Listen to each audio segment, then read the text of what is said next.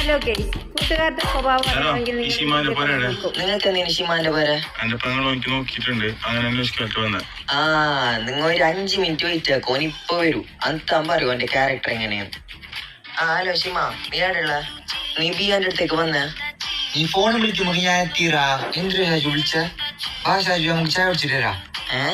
Time 12 എത്ര? അല്ല 12 മണിക്ക് അമ്മയുടെ പോല് ബാറാ, ഞമ്മക്കൊരു ഫോട്ടോ ഇട്ടിട്ട് വരാന്ന്. ഞാനെല്ലാം നിർത്തിണ്ടാ.